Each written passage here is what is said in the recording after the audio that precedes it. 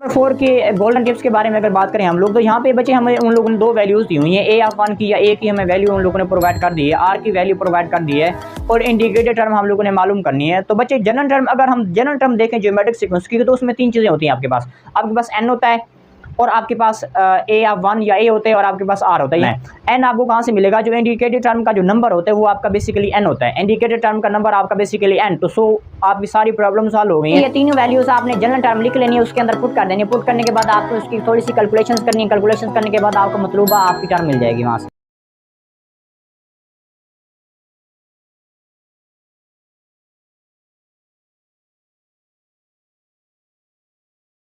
जो question number 4 है हमारे पास 2.3 का, उसके अगर स्टेटमेंट देखें हम लोग, तो वो कह रहे हैं find the indicated term of the geometric sequence, जो आपको आप लोगों ने फाइंड आउट करनी है।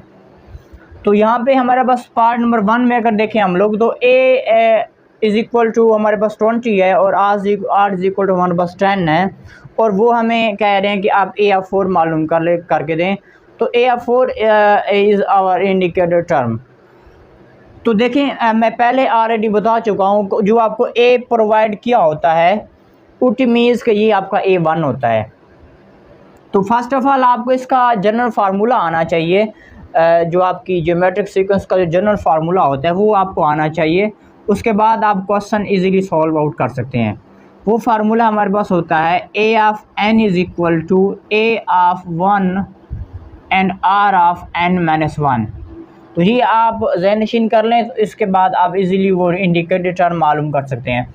तो बच्चे, जैसे ज्योमेट्रिक सीक्वेंस का मैं आप लोगों को ऑलरेडी बता चुका हूँ पिछली एक्सरसाइज में, इसमें भी आपसे सेम चीज़ वो मुतालबा करें, सेम चीज़ का वो आपसे पूछ रहे हैं कि आप इंडिकेटेड टर्म मालूम करें। तो इसमें जस्ट मैंने आपको ऑलरेडी आप लोगों को बता चुका हूँ मैं। जस्ट आप लोगों ने क्या करना है, इसमें देखना है कि आपकी एन की वैल्यू कौन सी है। आपको आर तो पहले ही उन लोगों ने प्रोवाइड कर दिया है और आपको A1 भी उन लोगों ने प्रोवाइड कर दिया है। तो आर आपने कहाँ से निकालना है? आर निकालने के लिए आप लोगों ने जो इंडिकेटेड टर्म आपकी होती है वो आपने ले लेना है एन निकालने के लिए। तो देखें, इंडिकेटेड टर्म हमारे पास एन ऑफ 4 है, तो यहाँ पे हमारे पास जो एन की जो हमें वैल्यू जो हम यहाँ पे यूज़ करेंगे वो हमारे पास 4 आ जाएगी, और बाकी हमें सारी चीज़ें उन लोगों ने दे दी हैं। यहाँ पे देखें, पुट करें ए ऑफ एन की जगह 4 आ गया मेरे पास, और A1 मेरे पास 20 है, A1 या A, और R मेरे पास 10 था, तो ये मेरे पास 10 आ जाएगा हमारे पास इस तरह से, और N मेरे पास 4 है, तो 4 माइनस 1 मैं वैसे का वैसा लिख दूँगा। So A of 4 is equal to 20 of 10 आप 4 है, तो 4 में से आप जब 1 माइनस करेंगे तो आपके पास 3 आ जाएगा। तो a of 4 is equal to हमारे पास जो हमें उन लोगों ने प्रोवाइड कर दी है टर्म, जो हमें वो रिकमेंड कर रहे थे कि ए ऑफ 4 इज़ इक्वल टू हमारे पास क्या आ जाएगा, मतलब क्वेश्चन में हम यूज़ करते रहे हैं। A of 4 is equal to 20 of 10 of 3। इस तरह से हमारे पास फर्स्ट पार्ट इस तरह से हमारा हो जाएगा।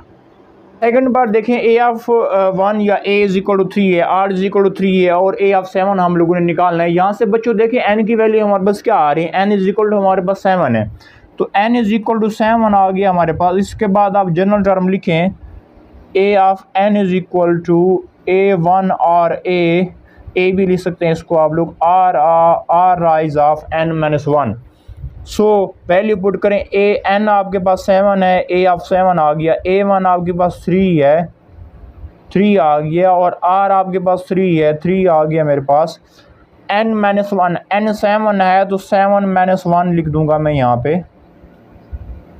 सो ए ऑफ 7 इज इक्वल टू क्या आएगा मेरे पास, 3 वैसे का वैसा आ जाएगा, डॉट डाल दें, 3 ऑफ 7 में से 1 निकालें 6। सो इस तरह से हमारे पास जो टर्म हमें मिली है, a of 7 is equal to 3.3 of 6।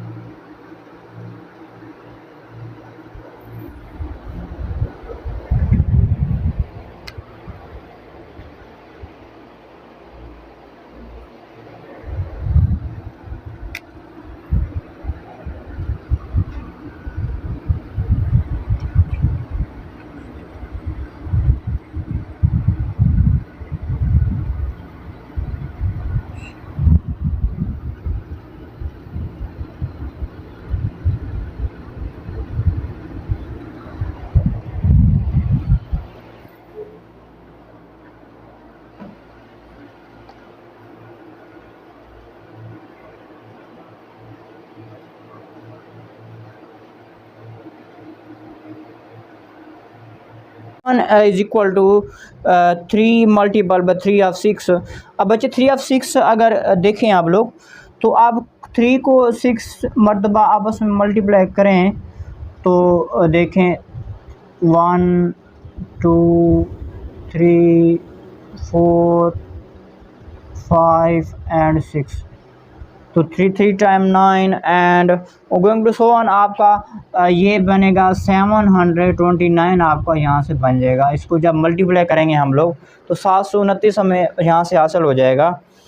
So A of 7 जो हमें मिलेगा यहाँ से is equal to 3 multiple by 729। तो इसको आप लोग जब मल्टीप्लाई करेंगे 3 9 टाइम 81 27 होता है, सॉरी, तो 7 आ जाएगा, 2 हमारा कैरी हो जाएगा, तो 2 टाइम 6 एंड 2 8 हो जाएगा, 3 7 टाइम 21 होता है हमारे पास। इस तरह से ए ऑफ 7 हमें हासिल हुआ 21 ऑफ 87 2187। तो अगर पार्ट नंबर 3 इसका देखें हम लोग, तो उसमें हमें A1 या A हमें प्रोवाइड किया हुआ है वो 512 है, R हमें दिया है 1/2, A ऑफ 5 हम लोगों ने फाइंड आउट करनी है यहाँ से। तो n हमारे पास नहीं है तो A ऑफ 5 है हमारे पास, तो n इज इक्वल टू 5 आ जाएगा हमारे पास। जनरल टर्म हमारे पास होती है A of n is equal to A1 R of n-1। इसमें मैं क्या करूँगा, इसमें मैं पुट कर दूंगा ये वैल्यू तीनों की तीनों, एक A1 की, R की और N की।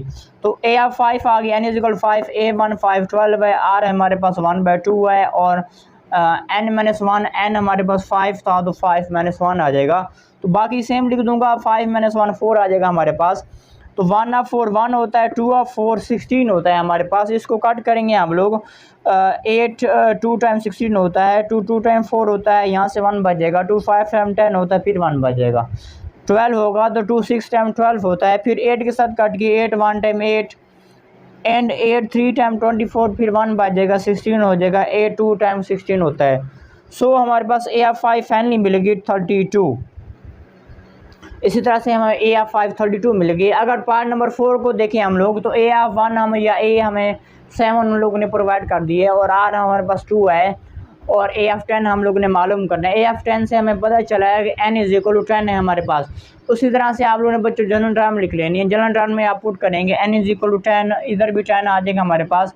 A हमारे पास 7 है, R हमारे पास 2 है, 10-1 इज इक्वल टू 9। तो A ऑफ 9 हमारे पास कितना होता है, इस तरह से आपने A को 9 टाइम मल्टीप्लाई करना है तो 512 होता है हमारे पास। 7 वैसे का वैसा 512, इस 512 को हम 7 के साथ मल्टीप्लाई करेंगे, 7 2 टाइम 14 1 कैरी, 7 1 टाइम 7 कैरी वाला 1 प्लस हो जाएगा 8 हो जाएगा, 7 5 time 35। So A of 10 is equal to 3584 हो गया हमारे पास। 4 के गोल्डन टिप्स के बारे में अगर बात करें हम लोग, तो यहाँ पे बच्चे हमें उन लोगों ने 2 वैल्यूज़ दी हुई हैं, A ऑफ 1 की या A की हमें वैल्यू उन लोगों ने प्रोवाइड कर दी है, R की वैल्यू प्रोवाइड कर दी है और इंडिकेटेड टर्म हम लोगों ने मालूम करनी है। तो बच्चे जनरल टर्म, अगर हम जनरल टर्म देखें ज्योमेट्रिक सीक्वेंस की, तो उसमें 3 चीज़ें होती हैं आपके पास n होता है और आपके पास A ऑफ 1 या A होते हैं और आपके पास R होता है। यहाँ पे 2 तो प्रोवाइड कर दिए हैं, आपके पास n भी मौजूद है, सॉरी आपके पास R भी मौजूद है और आपके पास A1 या A भी मौजूद है, आपके पास n नहीं है। तो आपने n यहाँ से जस्ट निकालना है।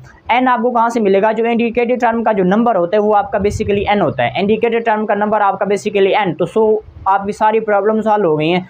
तो आपने ये तीनों की तीनों वैल्यूज़ यहाँ से निकाल लेनी है। अगर आप वो कह रहे हैं कि A ऑफ 5 मालूम करें तो आपका n हो जाएगा 5। अगर वो कह रहे हैं आप 10 मालूम करके दें हमें, तो आपके पास n इज इक्वल टू 10 हो जाएगा। तो इस तरह से ये तीनों वैल्यूज़ आपने जनरल टर्म लिख लेनी है, उसके अंदर पुट कर देनी है। पुट करने के बाद आपको उसकी थोड़ी सी कैलकुलेशंस करनी है, कैलकुलेशंस करने के बाद आपको मतलूबा आपकी टर्म मिल जाएगी वहाँ से।